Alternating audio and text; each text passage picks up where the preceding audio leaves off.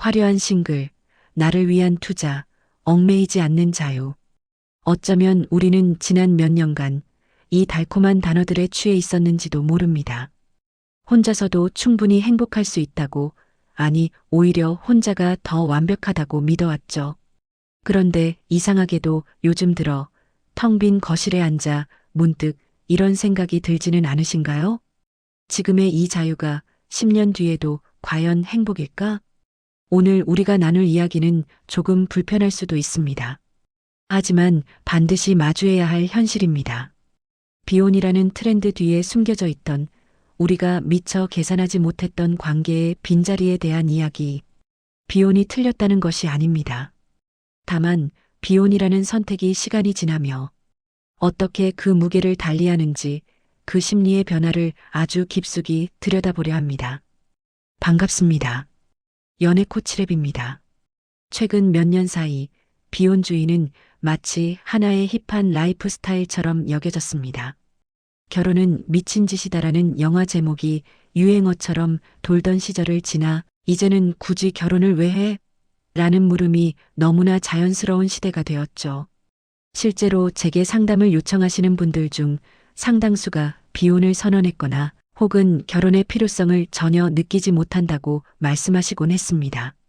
그런데 최근 아주 흥미로운 그리고 조금은 씁쓸한 변화가 감지되고 있습니다. 굳건하게 비혼을 외치던 30대 후반, 40대 초반의 내담자분들이 흔들리고 있다는 점입니다.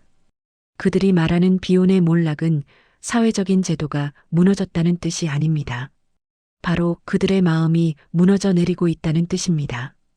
오늘 영상에서는 우리가 비혼을 선택할 때 간과했던 세 가지 결정적인 심리적 오류와 시간이 흐를수록 맞닥뜨리게 되는 현실적인 외로움의 실체에 대해 이야기해 보려 합니다. 단순히 외로우니까 결혼해라라는 뻔한 잔소리가 아닙니다. 인간이 본능적으로 갈구하는 안정감과 연결감이 나이가 듦에 따라 어떻게 변모하는지 그 심리적 메커니즘을 파헤쳐 드릴 겁니다. 이 영상을 끝까지 보신다면 여러분이 지금 고수하고 있는 라이프 스타일이 진짜 나를 위한 행복인지 아니면 두려움이 만든 방어기제인지 명확하게 구분하실 수 있게 될 겁니다. 먼저 우리가 왜 그토록 비혼에 열광했는지부터 차분히 짚어볼 필요가 있습니다. 20대와 30대 초반 우리에게 가장 중요한 가치는 자아실현과 효율이었습니다. 결혼이라는 제도가 주는 불합리함, 시댁이나 처가 갈등, 육아로 인한 경력 단절, 이런 리스크들을 굳이 떠안고 싶지 않았던 거죠. 이건 너무나 합리적인 판단이었습니다. 내 시간과 돈을 오롯이 나에게 쓰는 것, 그것이 곧 행복의 지름길이라 믿었으니까요. 하지만 여기에는 우리가 간과한 심리적 유효기간이 존재합니다. 우리는 인간의 에너지가 영원할 것이라고 착각합니다. 젊은 날의 비혼이 화려할 수 있었던 이유는 역설적이게도 우리 주변에 사람이 많았기 때문입니다. 주말이면 불러낼 친구가 있었고 새로운 모임이 있었고 연애의 기회도 열려 있었죠. 즉, 혼자라는 선택이 외롭지 않았던 건 언제든 함께로 전환할 수 있는 가능성이 열려 있었기 때문입니다. 그런데 시간이 흐르면 이 배경이 완전히 달라집니다. 여러분의 의지와 상관없이 주변 환경이 변하기 시작합니다. 친구들은 하나둘 가정을 꾸려 육아와 생활에 쫓기게 되고 밤늦게 맥주 한잔 하자고 연락할 사람이 사라집니다. 이때 찾아오는 고립감은 20대 때 느끼던 감성적인 외로움과는 차원이 다릅니다. 선택적 고독이 아니라 강제적 고립이 되는 순간, 바로 그 지점에서 비혼주의자들의 심리적 방어선이 무너지기 시작하는 겁니다.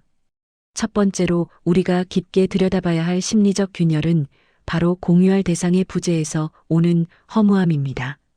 비혼을 결심한 분들이 가장 많이 하는 말씀 중 하나가 나는 혼자 노는 게 제일 재밌어입니다. 맛집을 가고 여행을 가고 취미 생활을 즐기는 것. 물론 즐겁습니다. 하지만 인간의 뇌는 즐거운 경험을 했을 때 본능적으로 이를 누군가와 나누고 싶어 하도록 설계되어 있습니다. 이거 진짜 맛있다. 저 풍경 좀 봐라고 말했을 때, 그러게 진짜 좋다라고 맞장구 쳐줄 누군가가 있을 때 그 행복감은 증폭되고 기억에 각인됩니다. 그런데 나이가 들수록 이 리액션의 대상이 사라집니다. SNS에 사진을 올려 좋아요를 받는 것으로는 채워지지 않는 실시간의 정서적 교류가 끊기는 것이죠. 40대가 넘어가면서 많은 분들이 겪는 것이 바로 이 경험의 휘발입니다. 아무리 좋은 곳을 가고 비싼 음식을 먹어도 그것을 함께 기억해 줄 사람이 없다는 사실 때문에 경험 자체가 무의미하게 느껴지기 시작합니다. 이런 경험 없으신가요? 정말 기쁜 일이 생겼거나 혹은 너무 억울하고 힘든 일이 있었던 날 휴대폰 연락처를 위아래로 훑어보다가 결국 아무에게도 전화를 걸지 못하고 화면을 끄던 순간 말입니다. 친구들은 아이 키우느라 정신없고 부모님은 걱정하실까봐 말 못하고 그때 밀려오는 감정은 단순한 심심함이 아닙니다. 세상에 나 혼자 둥둥 떠 있는 듯한 발이 땅에 닿지 않는 부유감입니다. 이것이 바로 비혼의 화려함 뒤에 가려져 있던 첫 번째 그림자입니다. 두 번째로 분석할 지점은 돌봄의 부재가 주는 실존적 공포입니다. 이건 조금 더 현실적이고 어쩌면 비참하게 느껴질 수도 있는 이야기입니다. 젊을 때는 건강이 기본값이었습니다. 아파봤자 며칠 앓고 나면 털고 일어날 수 있었죠.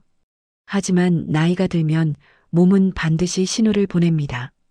비혼주의자분들이 가장 크게 흔들리는 순간이 언제인지 아십니까? 바로 혼자 아플 때입니다. 단순히 물 떠다 줄 사람이 없어서가 아닙니다. 내가 가장 약해져 있는 순간에 나의 안위를 진심으로 걱정해주는 내 편이 없다는 사실이 뼈저리게 다가오기 때문입니다. 우리는 흔히 결혼을 구속이라고 표현하지만 심리학적인 관점에서 결혼은 가장 강력한 안전기지를 만드는 행위이기도 합니다. 세상 모든 사람이 나를 비난해도 혹은 내가 사회적으로 실패하고 병들어도 법적으로나 정서적으로 내 곁을 지킬 의무와 애정을 가진 단 한 사람. 그 존재의 유무는 위기 상황에서 엄청난 차이를 만들어냅니다. 비혼을 선택하신 분들은 이렇게 반문하실 수도 있습니다. 돈 많이 벌어서 좋은 요양원 가고 간병인 쓰면 되지 않나요? 맞습니다. 경제력으로 해결할 수 있는 부분도 분명 있습니다. 하지만 돈으로 고용한 서비스와 나를 사랑하는 사람의 손길은 근본적으로 다릅니다. 정서적 안정감은 결코 돈으로 살 수 없기 때문입니다. 실제로 상담을 하다 보면 40대 중반의 능력 있는 골드미스터 분들이 이런 말씀을 하십니다. 돈은 통장에 쌓여가는데 이걸 누구와 써야 할지, 내가 죽으면 이 모든 게 다 무슨 소용인지 모르겠다. 열심히 달려서 성취를 이뤘지만 그 성취를 축하해주고 함께 누릴 가족이라는 울타리가 없을 때 인간은 급격한 무기력증에 빠지게 됩니다. 비혼의 몰락은 경제적 빈곤보다 이러한 정서적 빈곤에서 먼저 찾아옵니다. 세 번째, 그리고 가장 결정적인 심리적 포인트는 바로 삶의 목격자가 사라진다는 점입니다. 영화 쉘 위 댄스에 보면 이런 대사가 나옵니다. 우리는 왜 결혼을 할까요? 그것은 바로 내 인생의 목격자가 필요하기 때문입니다. 저는 이 말이 결혼과 비혼을 가르는 가장 핵심적인 통찰이라고 생각합니다. 연애를 하고 결혼을 해서 10년, 20년을 함께 산다는 것은 나의 젊은 시절과 나의 실수, 나의 성장 과정을 모두 기억해주는 사람이 곁에 있다는 뜻입니다. 내가 굳이 설명하지 않아도 나를 아는 사람. 너 예전에 그 머리 스타일 했을 때 진짜 웃겼는데라며 나의 과거를 현재로 불러와 줄 수 있는 사람. 그런 사람이 곁에 있다는 것은 내가 세상에 존재했다는 증거를 갖는 것과 같습니다. 하지만 비혼의 삶은 시간이 지날수록 나의 과거를 공유하는 사람들이 내 주변에서 멀어지는 과정입니다. 친구들은 각자의 가족이라는 새로운 역사책을 써내려가느라 바쁩니다. 결국 나의 역사를 기억하는 건 나 혼자뿐이게 됩니다. 나이가 들수록 옛날 이야기를 하고 싶어지는 건 꼰대라서가 아니라 자신의 존재를 확인받고 싶어서입니다. 그런데 그 이야기를 들어줄, 그 맥락을 이해해줄 공유된 기억을 가진 파트너가 없다는 것. 이것이 중년 이후의 비혼자들이 겪는 가장 깊은 차원의 고독입니다. 지금 이 말을 듣고 가슴 한구석이 서늘해지셨다면 그것은 당신이 잘못 살았기 때문이 아닙니다. 인간이라면 누구나 가진 근원적인 욕구를 외면해왔던 반동이 이제야 찾아온 것일 뿐입니다. 우리는 너무 오랫동안 독립을 고립과 혼동해 왔는지도 모릅니다. 물론 결혼이 모든 문제의 해결책은 아닙니다. 불행한 결혼 생활이 혼자 사는 것보다 훨씬 더 고통스럽다는 것은 망고의 진리입니다. 하지만 우리가 지금 이야기하는 비혼의 몰락이라는 현상은 결혼을 하라는 강요가 아니라 인간에게는 결국 깊이 있는 관계가 필요하다는 사실을 인정하자는 것입니다. 비혼주의를 선언했던 많은 분들이 간과했던 건 자유의 총량이 아니라 관계의 질이었습니다. 얕고 넓은 인맥, 언제든 대체 가능한 가벼운 연애만으로는 채워지지 않는 구멍이 반드시 생깁니다. 그 구멍은 나이가 들고 에너지가 떨어질수록 점점 더 커집니다. 젊은 날의 비혼이 선택이었다면 노년의 비혼은 결과로 남게 됩니다. 그리고 그 결과는 생각보다 훨씬 더 냉혹할 수 있습니다. 지금 여러분이 비혼을 고민하고 있거나 이미 비혼의 길을 걷고 있다면 잠시 멈춰서 스스로에게 물어보셨으면 합니다. 나는 정말 관계가 귀찮은 걸까? 아니면 상처받는 게 두려워서 도망치고 있는 걸까? 많은 경우 비혼은 관계에 대한 포기가 아니라 상처에 대한 회피에서 시작됩니다.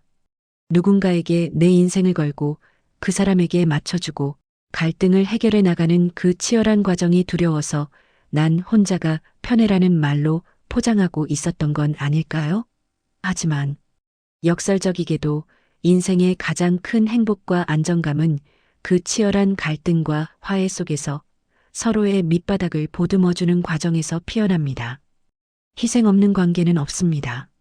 그리고 희생 없는 행복 또한 없습니다. 비혼주의자들이 뒤늦게 깨닫는 것이 바로 이 지점입니다. 아, 내가 내 시간을, 내 감정을 조금도 손해보지 않으려다 보니 결국 나를 위해 손해를 감수해줄 사람조차 만들지 못했구나. 여러분이 지금 느끼는 그 불안감은 아주 건강한 신호입니다. 아직 늦지 않았다는 신호니까요. 지금이라도 여러분의 삶에 타인이 들어올 자리를 만들어주세요. 꼭 결혼이라는 제도가 아니더라도 좋습니다. 적어도 내 인생을 깊이 있게 공유할 수 있는 동반자, 서로의 보호자가 되어줄 수 있는 깊은 관계를 맺는 것에 마음을 열어보세요. 혼자서 완벽해지려 하지 마세요. 인간은 원래 불완전해서 서로 기댈 때 비로소 온전해지는 존재입니다. 오늘 제가 드린 말씀이 여러분의 마음을 조금이라도 건드렸다면 지금 여러분의 솔직한 심정은 어떤지 댓글로 남겨주세요. 나도 요즘 이런 생각이 든다. 이런 점 때문에 고민이다 등 여러분의 이야기가 다른 분들에게도 큰 위로와 공감이 될 것입니다. 혼자 고민하면 외로움이지만 나누면 연대가 됩니다.